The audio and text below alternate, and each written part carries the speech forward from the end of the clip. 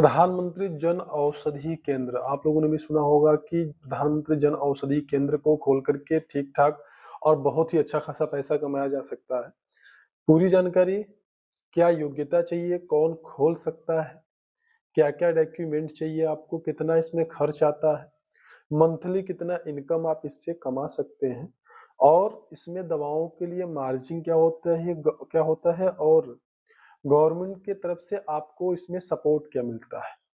और आपके ही दुकान से लोग दवा क्यों लेंगे? यानी आपने अगर प्रधानमंत्री जन औषधि केंद्र खोल दिया है, तो आपके ही दुकान से लोग दवा क्यों लेंगे? सारी जानकारी इस वीडियो में आपको मिलने वाली है। तो सबसे पहले हम यहाँ पे बात कर लेते हैं कि इसको कौन खोल सकता है।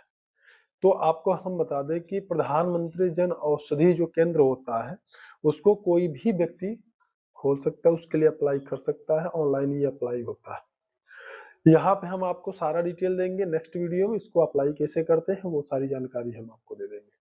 तो यहाँ पे सबसे पहली चीज तो आप कोई भी व्यक्ति इसको अप्लाई कर सकता है। इसमें जो अनिवार्य कुछ नियम है वो मैं आपको बताने वाला हूँ। सबसे पहली चीज तो अगर आप इसको अप्लाई करना चाहते हैं तो आपके पास डी फार्मा या फिर बी फार्मा, यानी डी मतलब डी फॉर डॉग और बी फॉर बॉल, यानी डी फार्मा या बी फार्मा, ये दोनों में से कोई भी डिग्री आपके पास होनी अनिवार्य है, यानी फार्मासिस्ट की डिग्री आपके पास होनी चाहिए अगर आप इसको अप्लाई करते हैं।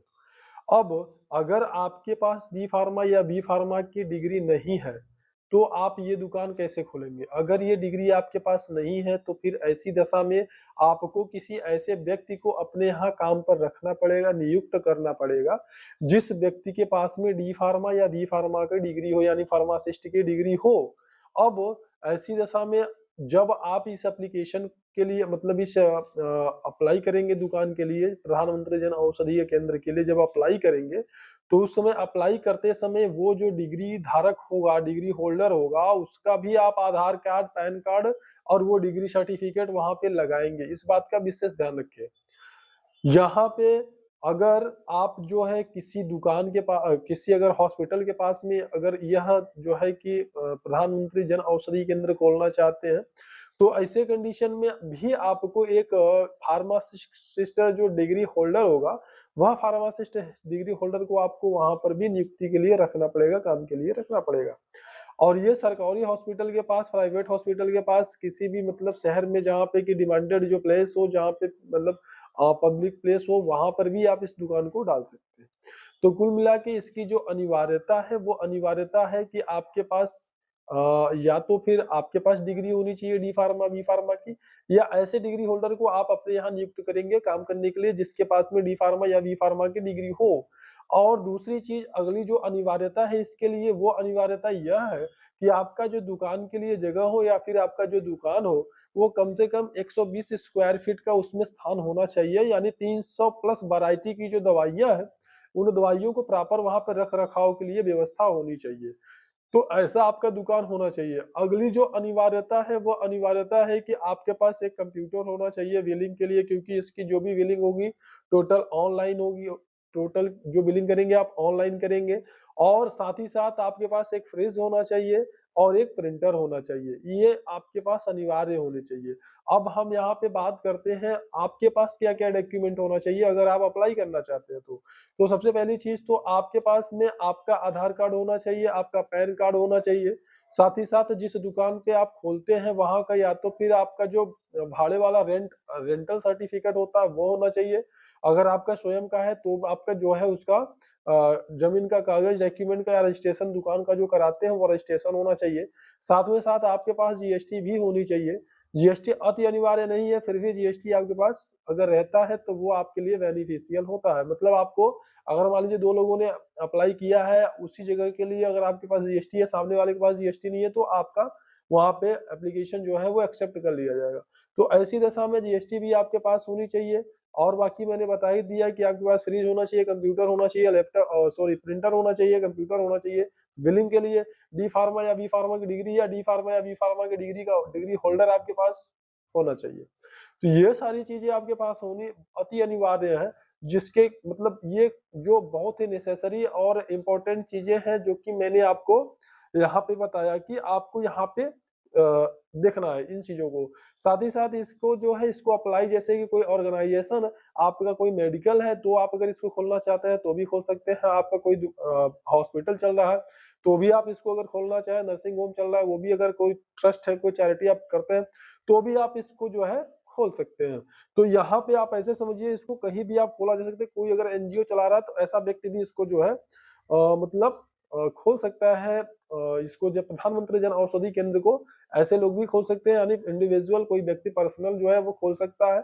और साथ ही साथ अगर कोई हॉस्पिटल, सरकारी हॉस्पिटल उसके पास भी खोल सकते हैं आप, कोई ट्रस्ट चलाता है, कोई एनजीओ चलाता है। ऐसे लोग भी इस जो है प्रधानमंत्री जन औषधि केंद्र के लिए अप्लाई कर सकते हैं। ऑनलाइन इसका पोर्टल है, इसको अप्लाई आप जाके कर सकते हैं। और यहाँ पे आपको डॉक्यूमेंट में मैंने बता ही दिया, साथ में एक मतलब आपका रिज्यूम तो ज़रूरी है, साथ ही साथ आपका लेटेस्ट का जो होता है मतलब लेटेस्ट आपके पास में जो पासपोर्ट साइज़ फ़ोटो 2 फ़ोटो आपके होने चाहिए। आपका रजिस्ट्रेशन सर्टिफ़िकेट होना चाहिए स्टेट फार्मेसी काउंसिल का, यानी स्टेट फार्मेसी काउंसिल का आपका रजिस्ट्रेशन सर्टिफ़िकेट, रजिस्टर्ड सर्टिफ़िकेट आपका होना चाहिए, ठीक है? वो आप जो है ऑनलाइन जाकर उसको भी अप्लाई कर सकते हैं और किसी भी साइबर कैफ़े के पास जाके बना सकते हैं, नहीं तो अगले वीडियो में हम ये भी बता देंगे आप इसको कैसे बनाएँगे। और साथ ही साथ में आप ऐसे समझिए कि अगर आपने दुकान को लिया है तो उसका लीज़ डीड जो होता है वो होना चाहिए और दुकान का फ़ोटो होना चाहिए, दुकान का नक्शा होना चाहिए और जो भी चीज़ें अगर इम्पोर्टेंट है जैसा मैंने आपको बता दिया है, तो वो सारी चीज़ें जैसे जीएसटी वगैरह जो भी है, तो वो सारी चीज़ें आपके पास में होनी चाहिए। अब दुकान का जो दुकान खोलने की जो शर्तें हैं, वो एयर कंडीशन अति अनिवार्य बिल्कुल नहीं है, लेकिन दवाइयों का जो मतलब जो तापमान होता है, वो तापमान को बैलेंस में रखने के लिए आपके पास ये फ्रिज होने की जो बात कही गई है वो ज़रूरी है। उसके लिए ज़रूर आपको समझना है। अब यहाँ पे आपको सरकार क्या मदद यानी गवर्नमेंट आपको क्या सपोर्ट करती है, क्या मदद देती है?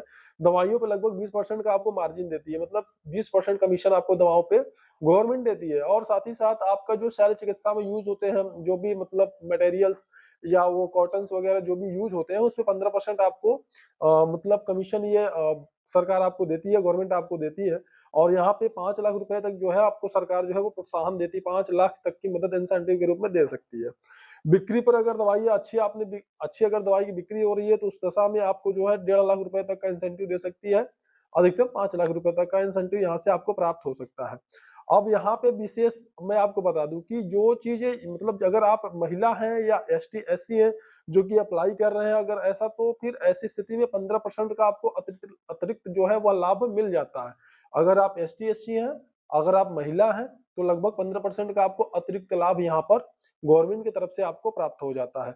अप्लाई करने के लिए इसका ऑफ़िशियल पोर्टल है, वेबसाइट है, वहाँ से जाकर के डायरेक्टली आप अप्लाई कर सकते हैं। और यहाँ पे जो है, जो भी विवरण है, दुकान का विवरण, सारी चीज़ें आपको भरनी होती है। संगठन की जानकारी भरनी होती है, डॉक्यूमेंट जो होता है, जैसे मान लीजिए आपने अपना आधार कार्ड आपको अपलोड करना होता है, ऑनलाइन पैन कार्ड अपलोड करना होता है, ऑनलाइन जीएसटी सर्टिफ़िकेट ऑनलाइन आपको अपलोड करना होता है।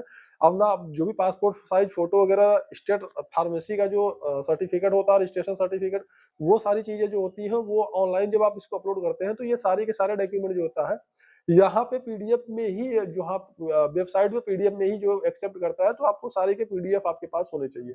वो चाहे मोबाइल से आप कर रहे हो, चाहे पीसी, लैपटॉप, कंप्यूटर किसी से भी कर रहे हो, तो वो पीडीएफ में होना चाहिए, ठीक है? अब यहाँ पे आपको समझना है कि हमें 5,000 रुपए जो है, आपको आवेदन शुल्क जमा करना होता है, रजिस्ट्रेशन शुल्क जमा करना होता है, ठीक है?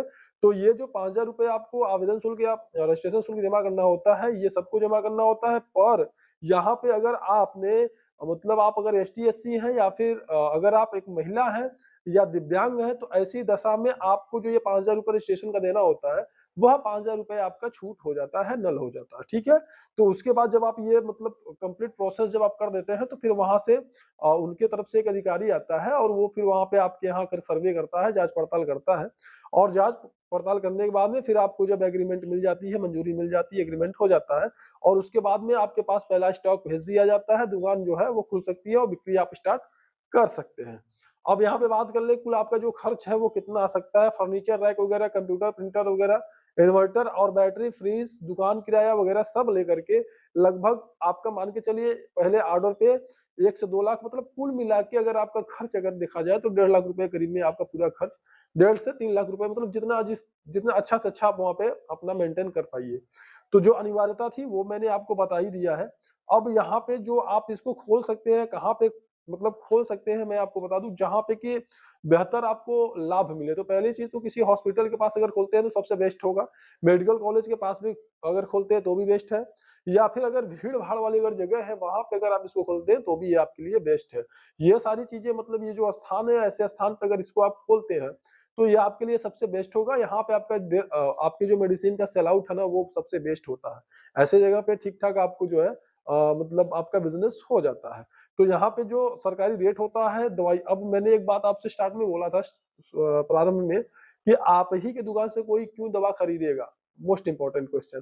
तो यहाँ पे आपको समझना होगा कि सरकारी रेट जो होते हैं ना वो दवाइयों को फिक्स होते हैं, इसलिए ग्राहक जो होता है वह उस पर भरोसा करता है। यानी दवाइयों पे अगर आपकी दुकान की दवाई है, जन औषधि केंद्र की दवा अगर है, तो वहां पे कस्टमर जो है बिलीव करता है कि यहाँ की जो दवाइयां हैं वह जेन्युइन होंगी और उस पर भरोसा किया जा सकता है।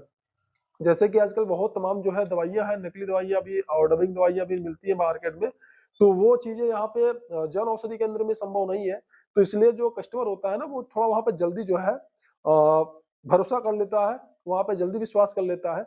और सामान्यतया जो मेडिकल्स होते हैं उन मेडिकल्स से आप जन औषधि केंद्र पे अगर कोई दवा खरीदते हैं तो वहां पे उन मेडिकल से वहां की जो रेट होती है जन औषधि केंद्र की, प्रधानमंत्री जन औषधि केंद्र की जो रेट होती है वो वहां से कम होती है, यानी मार्केट रेट से कम होता है।